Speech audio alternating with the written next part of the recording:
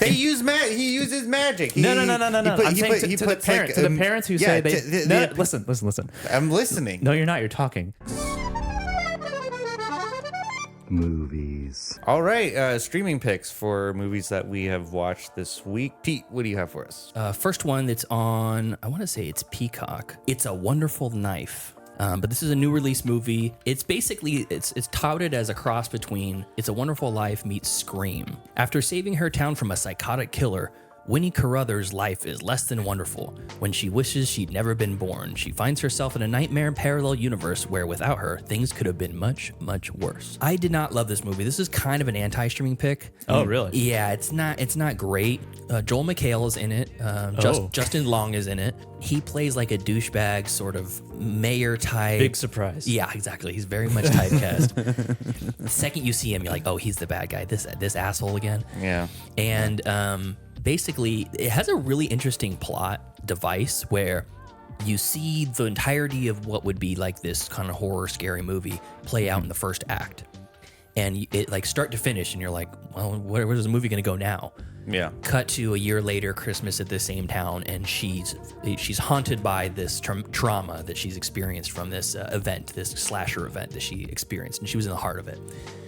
And she basically has an It's a Wonderful Life moment where she's like, I wish I was never born. And the ghost of Christmas future takes her away and takes her to an alternate reality where she's talking to her family. And she's like, it's me, it's Susie or whatever. And they're like, who? I only have one child and he's dead. So is she like trapped in this world? Yes, she's trapped in this. She's trapped in this alternate world, and she doesn't like it. Overall, the places the plot went had me interested, and it was a cool idea. But I just wish the writer director did more with it. It feels like a lot of missed opportunities. But overall, it's better than what I've expected for a pun title like "It's a Wonderful Knife." It's a wonderful knife. So, anyways, that is "It's a Wonderful Knife." That's streaming on. Wonderful. Yeah, it's streaming on AMC Plus and Shudder. Next up, I streamed The Exorcist Believer. This is a new release. This is the latest in the Exorcist franchise. This was only slightly better than It's a Wonderful Knife. It's oh, really? Yeah, it's only slightly better than the kind of schlocky pun movie. Oh no. And it's unfortunate just because it comes from the franchise of The Exorcist. But when you look back at the legacy of the Exorcist franchise, there's one absolute classic and a sequel, which is pretty good, has some good parts in it, but is overall not a fantastic movie, which would be Exorcist 3, in my opinion. Yes. And the rest of them are pretty shit. It's a 3-star movie, but it's like bordering on 2.5 for me. Just because the quality of the production is good. Ellen Burstyn, again, shoehorned back in. It's not a spoiler that she's in the movie. She tries to do the exorcism, and it doesn't explain why she feels like she's capable of doing it. She just moseys in there and tries to exorcise these two. Get out of there! There's two girls. I got some experience with this. It's pretty close. Both of those are almost said exactly verbatim. Hey, in the movie. Get out of there right now. Yeah. So that's streaming on Peacock if you want to get into that. Okay. I'm not going to say don't see it. I think it's worth seeing just because of the nature of completion, I guess, of the series or whatever. But yeah, it's fine. It's fine. I went back and rewatched Sin City from 2005, streaming on Max, DirecTV, and Cinemax right now. And boy, howdy, is that a fun movie. That is a fun movie. That is a fun movie. There's some really inventive kills. They do some great stuff with blood that's like portrayed as like white paint instead of red blood. Yes, yeah. So it can be very gruesome and get past the MPAA for like a NC-17 or rated X or something. And then the yellow guy. The yellow piss monkey. Yeah. So yeah, Sin City is He's made of piss. People like to shit all over it. People like to shit all over it because Wait, really? Yeah, because it's just. I've never heard one thing bad about it. There you go. It's hyper stylized. It's dripping with like non-realism. And it's kind of like a bro-y, I think, type of movie. Some people think of it like that, like 300. What I like to say is that it had a very specific goal in mind. Sure. To make a real comic book into a movie, not a comic book movie, but make a comic book into a movie, and it absolutely nailed that. Yeah. So watch that. It's streaming on Max right now and DirecTV if you have that. All right. Awesome. Joseph, what do you got for us this week? In the Christmas season now, so I decided to catch up on a movie that came out last year called The Violent Night. Streaming on Amazon Prime. David Harbour as Santa Claus the actual real Santa Claus. Oh, cool. And at this point in his career in this world, he is like at the end of his rope of being Santa Claus. This is a comedy action, more action. It takes a little bit to get to the violent part of the night. Okay. So you're kind of sitting with these characters. And why it's a violent night is that he delivers to a house, a very rich house, who the matriarch of this family is, I think it's Beverly D'Angelo. Okay. And she is just like this corporate, rich, super, like doesn't care about her children type millionaires. And then John Leguizamo plays the villain antagonist in this movie. Oh, okay. They come to the house and try to rob them of like these $300 million that are in a vault in the basement of the house that he knows is there. His character is kind of, I don't know, it's not the best. Really? Yeah. His Leguizamo? He was kind of the least. Was it his character or his performance? Both. Oh, okay. David Harbour is easily the best part Okay. of the movie, and his Santa is pretty good. They throw in this weird lore about his character and how he became Santa Claus. It's very strange. It takes probably up until like end of the second act to actually get to the violent part of it. For the most part, it's just like, okay, I'm like, let's get to the action, Get to the killing. you know. But speaking of Santa Claus, I wanted to like specifically like movie Santa Clauses, like how they portray Santa Claus, and like parents be like, he's not real. Like, Oh, yeah. and kids like having to believe in him and all this stuff. There's a couple things about Santa Claus like that always Confusing. kind of confusing in movies. If in the movie Santa Claus is real, and this is just general, Sure. Santa Claus is real, but the Okay. parents are like, he's not real. Then how the fuck those gifts get there? I always thought that the mom assumed that the dad got it for the kid, and the dad They just don't assumed that the mom- communicate? Well, yeah, that's the American way. Yeah, I don't know. But it's a huge hole. It's a huge plot hole. I don't buy it. That's one thing. Like how do they get there? It's the magic of Christmas. Don't you know? Yeah, but that doesn't explain. in the They use he uses magic. No. I'm saying to the parents who say they. Listen. I'm listening. No, you're not. You're talking. that's why God gave you 2 ears and 1 mouth.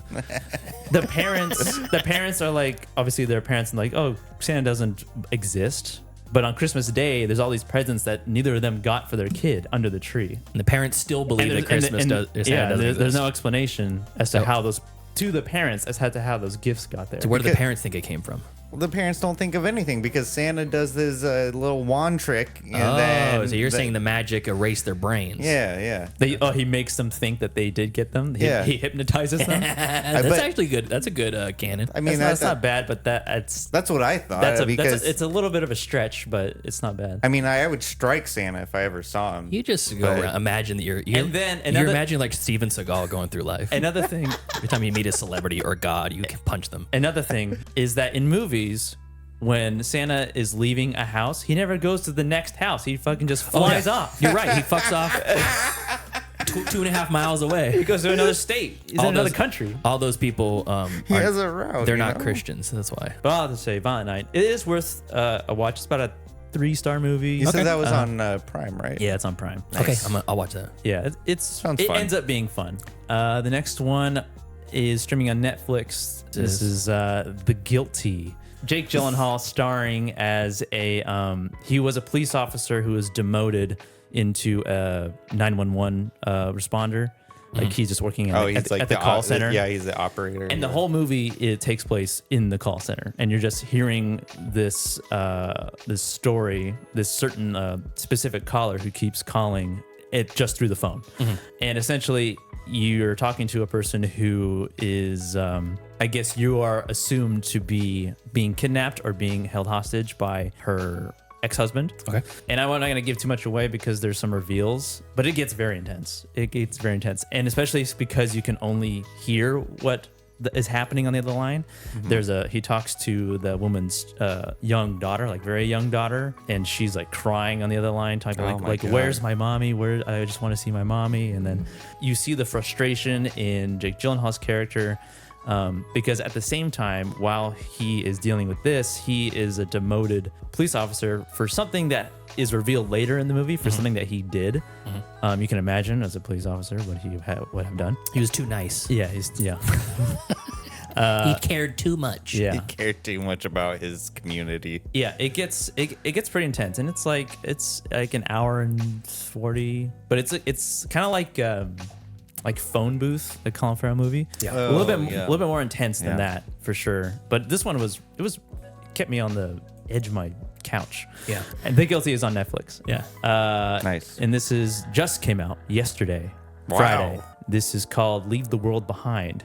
And this is starring Ethan Hawke, Mahershala Ali, Julia Roberts, and then Kevin Bacon as well is in this movie. It's a star-studded cast. A very small part Kevin Bacon has. Don't go into it like looking up anything if you're gonna watch it, because it went places that I did not think it was gonna go. Julia Roberts and Ethan Hawke are a couple, married couple with kids, and they live in the city. And the movie starts with Julia Roberts packing a bag, waking up Ethan Hawke, saying like, "We're gonna go on a vacation. We're gonna stay the night or the weekend at this house in the country, sort of like probably like an hour away from New York." Is where Just they like live. instantaneously, like she woke up, she's like, "We're going on a vacation." Yep, that's how the movie starts. They're driving, Yeah. they get there, and then Mahershala Ali is a character who owns the house that they rent, and they show up later in the movie, and there is an event in the world that is happening. I really don't want to give too much away.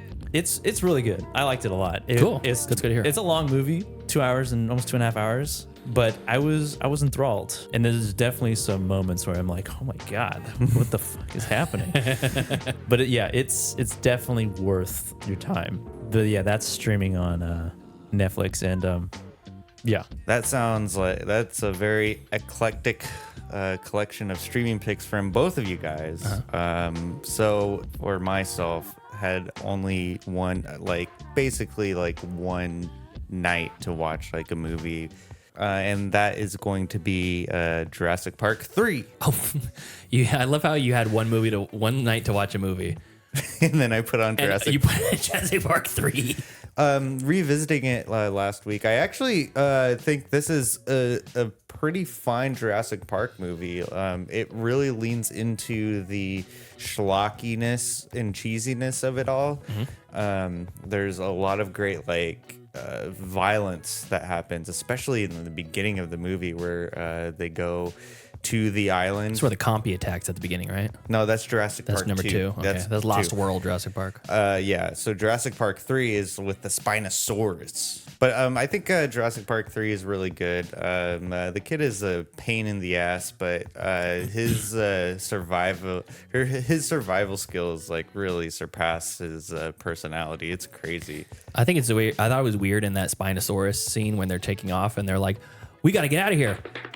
There's a Spinosaurus on the runway." Oh boy! Everyone can crap on this movie saying oh, this is the worst Jurassic Park, and it's like, well, yeah, but I mean, think about the concept, they're leaning in on how outrageous this story is. And isn't this crazy? Yeah, so I watched Jurassic Park 3 as my streaming pick, and I think it's a great. Wait, where's it streaming? It's streaming on Amazon Prime. Oh, okay. So I encourage everyone who is a fan of Jurassic Park to check that out. Class dismissed. I gotta get out of here. The bell doesn't dismiss you. I dismiss you. You're free to go. See you later. See you later. That's a wrap. Great show.